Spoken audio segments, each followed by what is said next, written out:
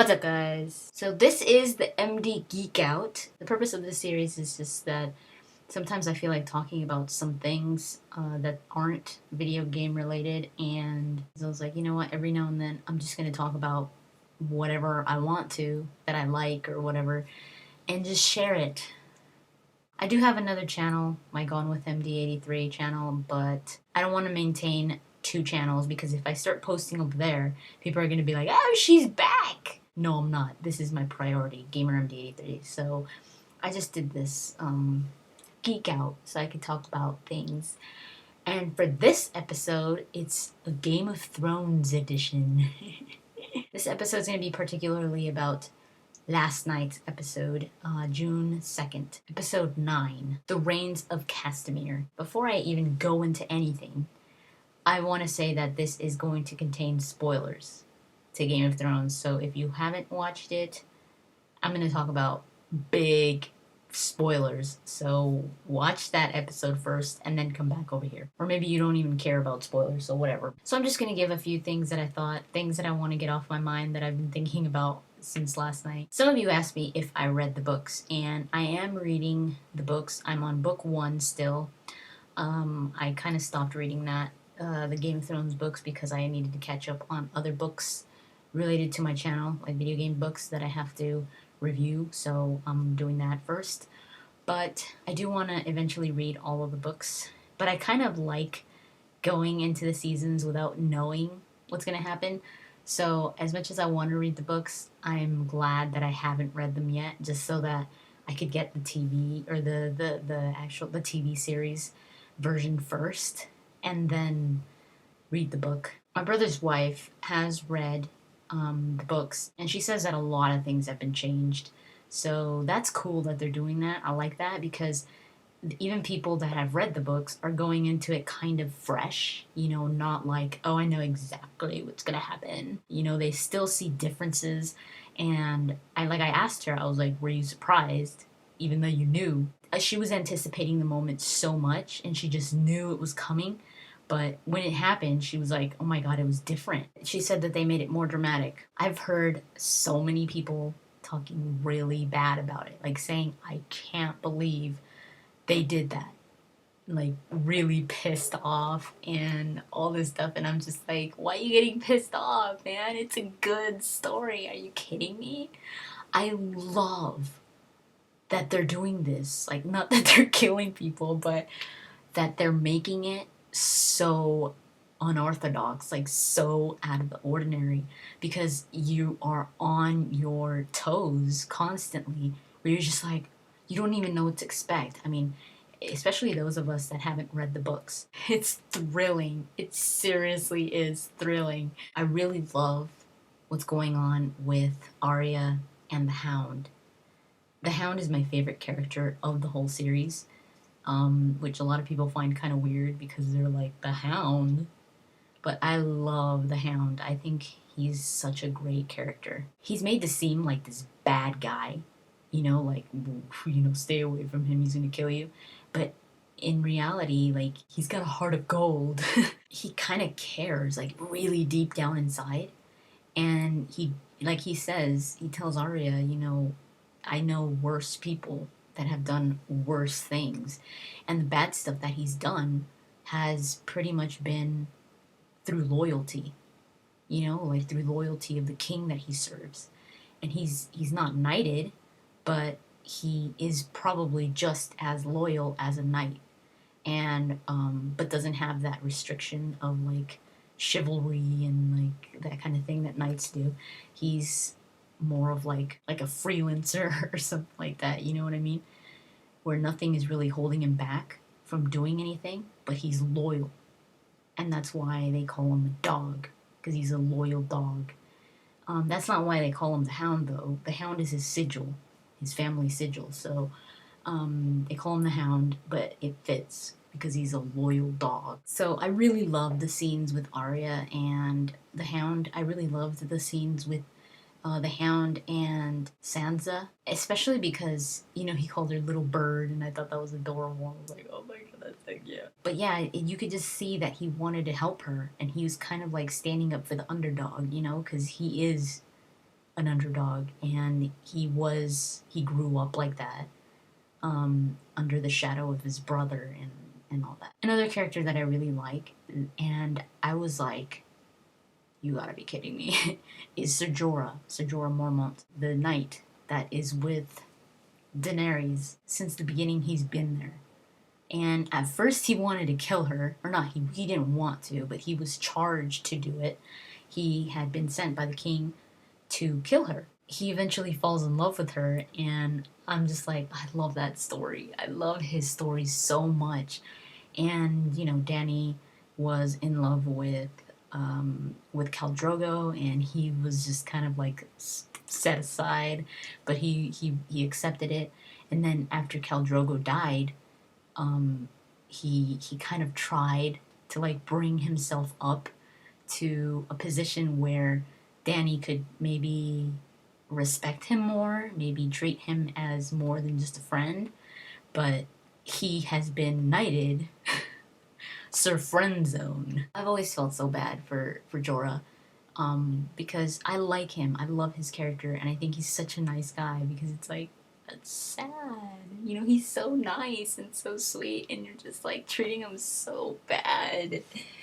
Especially as the time goes by, and last night was just like, she took it overboard. I felt like slapping her, Dany, the way that she treated Jorah. Last night, Ser Jorah went from Sir Friendzone to Sir get the hell out of my face zone. He just keeps sinking and sinking and sinking, and it's the saddest thing ever. Like, I feel so bad for him, because I'm like, man, this guy just can't even like become her friend, and it's messed up.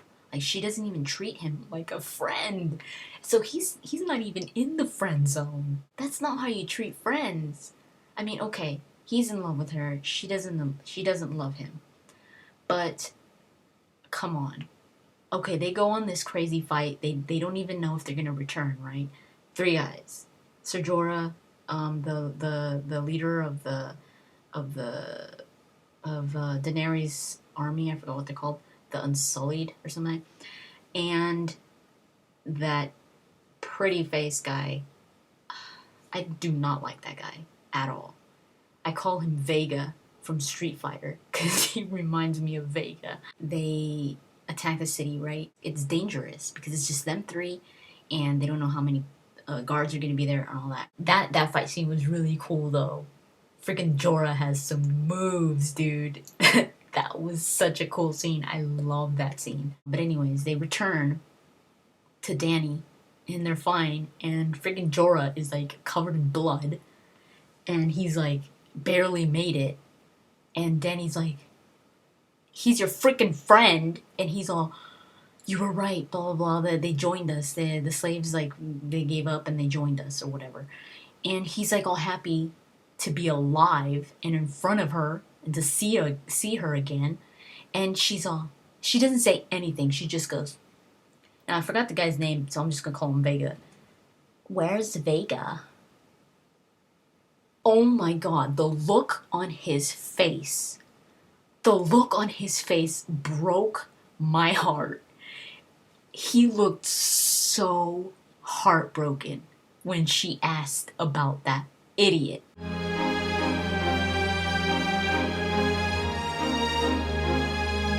Oh my god.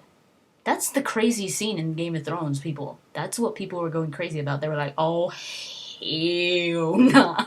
That was so messed up. I mean, come on. I'm about to go gangsta on this girl. Oh, hell, she deserves, like, to be whoosh. I'd be like, girl, he your friend. You don't even say how you doing, or oh my god, I'm so glad you're not dead. Nah. How's so-and-so? Whoosh. That's whack. Man, his face, I swear, if you listen closely on that scene, you could hear his heart shattering. Because the look that he gives her is kind of like where you stop and you're like, oh my god, did he die? Because he looks like someone died. He looks that, like, distraught. And you're just like, did he die? And then idiot walks in, and Danny's all, oh my god, that look he did was because he was heartbroken. That he was like, he realized that she probably has feelings for this moron that she just met. I wanted to hug him so bad. I was really liking Daenerys. I was starting to really like her because I was like, man, she's turning into like freaking awesome. They're dragons and all that. And she's like, you know, she used to be so immature and so naive. And she just went maturing so much and like growing. And she turned into this character that's just so strong, so confident, and just like, don't even. And she, oh my god. No, now I do not like her because of what she did to Jorah. That was messed up. And I know that things don't get better for him either. The scenes with Jon Snow are kind of getting dull to me. I used to like Jon Snow back when he was still on the Night's Watch. I loved the whole crows thing and the wall. But as soon as they went behind the wall, like to the north, it started to really like, that storyline started kind of like for me. And now I'm just not really a big fan of Jon Snow that much anymore. I'm just like, I don't know, maybe now that he left the Wildlings, I'm gonna like him again. I guess I didn't really like him with the Wildlings. I was like, I don't know. I was finding it kind of boring. So yeah, I'm curious to know what happens with Jon Snow now. Now that he's gone and left them, it was pretty cool when Bran was able to enter Hodor's mind, and then he enters the direwolves. I love the direwolves so much. The direwolves are so awesome. I would have liked to see more of that. They didn't really show that. They just showed one of the direwolves like biting one of the guy's necks. When it went to the wedding, my brother's wife had talked about the Red Wedding. She had mentioned it. She just mentioned the title of it. And she was like, I think it's gonna be in the 3rd season. And I was like, I don't know what the hell that is. She doesn't tell us any spoilers or anything like that, so we didn't know. But I had heard that there was going to be this scene in the 3rd season that was going to probably make people go crazy. Probably even more than the beheading of Ned Stark, which was a blow to the stomach. When he was going to get his head chopped off, I was like, someone's going to come and save him. Like, something's going to happen. Like, right at the last minute, something's going to happen. But it never did. And his head rolls, and you're just like, that's not a real head. Like, that's not him. You're so shocked that it happened that you're just like, no. But I think that prepared us for what happened last night, kind of. Kind of like, it made it so it's like, oh my god, it really did happen. Because they've done it before. That type of thing. But this was like on a different level. It was like times 100 almost. Where you're just like... I had also seen interviews of George R.R. Martin saying that when this scene would air on Game of Thrones Season 3, he would probably have to go in hiding for a while. For those of you that don't mind spoilers and want to know what it is that happened, where you're just like, I don't care, I don't want to watch the show or whatever, or I know about it, or I don't care about spoilers or whatever. What happens is that Catelyn Stark's brother, I think he is, has to marry one of the Frey girls, that old perverted guy that made Robb promise that he was going to marry one of his daughters, one of the Frey daughters. That was the trade-off. He lets them cross, and he marries one of the Frey daughters, and she becomes queen. So Robb is like, okay, I promise. He ends up breaking that promise because he marries another girl, someone that he falls in love with, and he's like, I don't care, screw it. And his mom is like, are you kidding me? You know, he's gonna be pissed, and we need him. So he ends up marrying this girl. I forgot her name, but she's pregnant. They now need I think his name is Walder Frey, and they pretty much offer Catelyn Stark's brother as the husband now. They're like, you know what, I'm sorry, I broke my promise, blah, blah, blah. It's like, okay, let's just put all of this behind us and blah, blah, blah. And you're kind of like, I was at least, I was like, this guy's too nice. He's being too nice when he's not a nice guy. So I was finding that kind of weird. They're at the wedding, all of them. Rob, his wife, his mom, all the people he travels with, or at least most of them. They take the husband and the wife to their bed. They do this bedding thing. But right before that, when they were still going to get married, like when they were going to say the words and he was going to cover her with her cloak or whatever, I saw that guy, the guy that let Jaime Lannister go, standing behind Rob. And I was like, that was the first thing that I noticed was wrong. I was like, isn't he pro Lannister? And I was like, maybe I just misunderstood. Maybe he is part of Rob's group. And then they do the bedding thing and they carry the girl out. But she seemed way too scared the way that they were carrying her out. So I was like, something's wrong. They're carrying her out in a way that doesn't seem like it's all in fun. She's scared. They're being too rough, pushing the guy out. And they close the doors and they lock them all in there. But, they don't give anything away. It's just like, oh yeah, they just close the doors.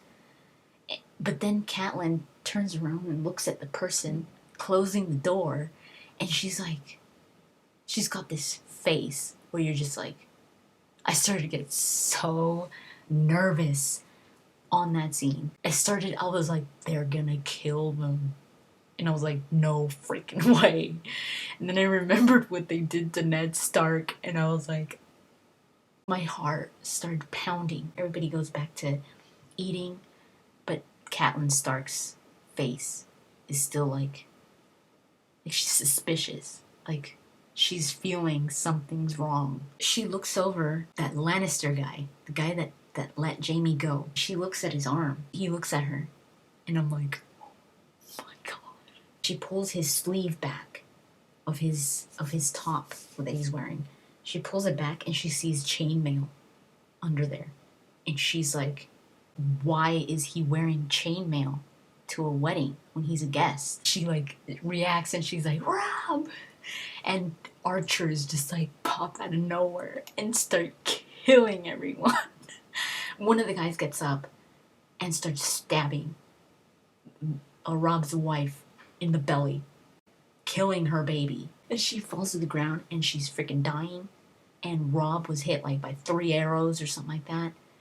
And Catelyn gets shot once, like in the shoulder or something. Everyone gets slaughtered in there. I didn't know what I was watching first. I was like, it was so shocking. I've never seen anything like that. With main characters, people that are supposed to be the good guys. If you stop to think about it, the Starks have been the representation of the good guys, pretty much, in the Game of Thrones. And they've all been so, like, dragged in the mud. Ned Stark got his head cut off for no reason. Frickin' Sansa has suffered so much. Arya has also suffered so much away from her family. She's seen so much death, and she's had to mature the hard way. The 2 kids, Bran and, what's his name? The little kid, I forgot his name, the youngest. They're also separated from their mother, and they have to pretty much fend for themselves. And freaking Bran gets pushed out of a window and becomes paralyzed. All of the people in their castle, in the Stark place, get killed. And they were all good people. And now Robb Stark gets brutally murdered, his wife, and Catelyn Stark. And again, they're supposed to be the good guys, and they get murdered like freaking crazy people. The people that are supposed to be the bad guys are like the ones in power. This show takes the ordinary and flips it on its head. My brother's wife was telling me that Rob's wife wasn't pregnant in the books, and she didn't die. They did that in the show to make it more dramatic. And I've heard George R. Martin say this too in interviews, that he was like, characters in the show that have died are still alive in the books. So they're more bloodthirsty in the show than in the books. I mean, the books, still, nobody's safe, but in the show, they just take it to the dramatic. Freaking crazy, but so good. They all end up getting slaughtered, defenseless. And Catelyn, she sees that Robb is dying, and she crawls over and grabs one of the old Frey's wife and puts the knife to her throat. And she's like, let Robb go.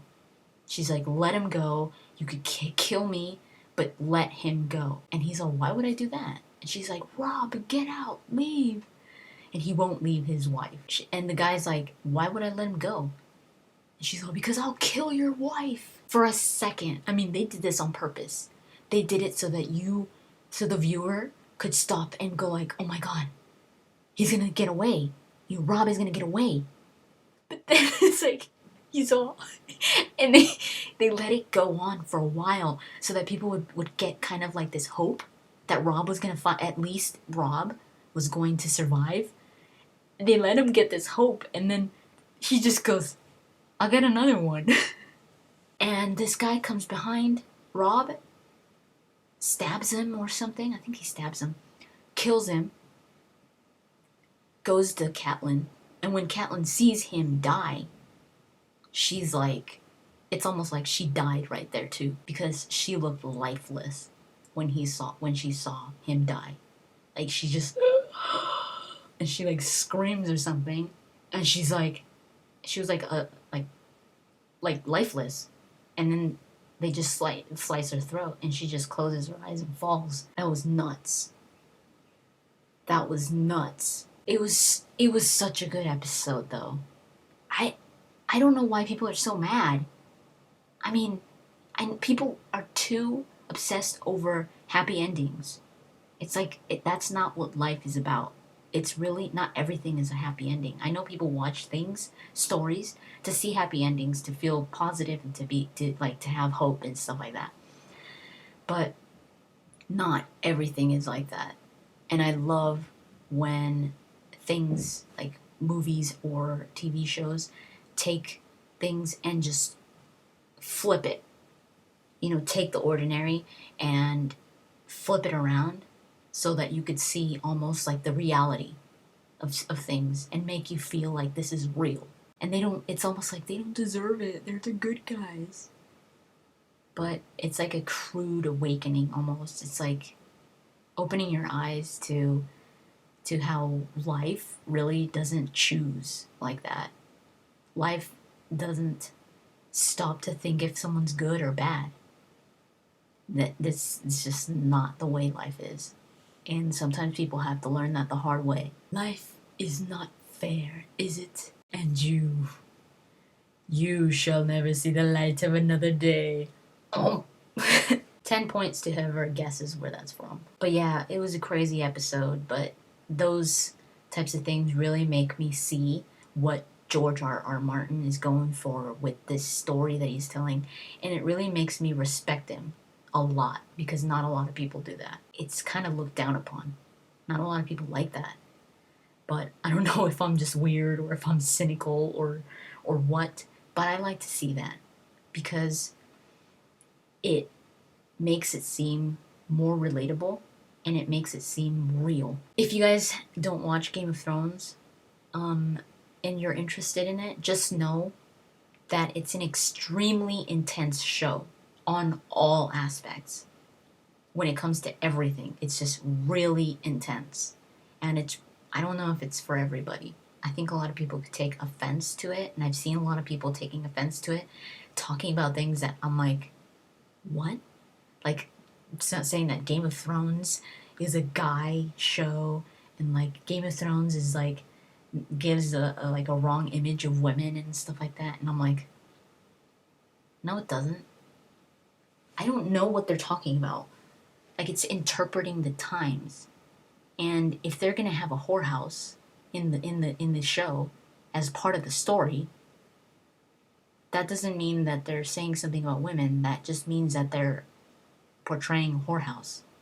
What do they want in the whorehouse? Women all fully clothed? No. They're portraying a whorehouse. That's how it works. Or like, if they're gonna have full-on sex scenes, what are they gonna be, fully clothed? They've shown full-on naked females, and they've shown full-on naked males. Like, full on. So, they show more females, but that's because they show a lot of horrors, because they're dealing with it in the storyline. Littlefinger? What? Were they gonna change it so that he's, instead of owning a whorehouse, he's gonna own, what, a stable or something? And raise horses? Anyways, but yeah, just know that the themes in this show are extremely intense, and the way of of telling the story is also intense, and it is not for kids at all. Language is also intense, extremely gory, and nobody is safe. Nobody. So anybody that you start falling in love with,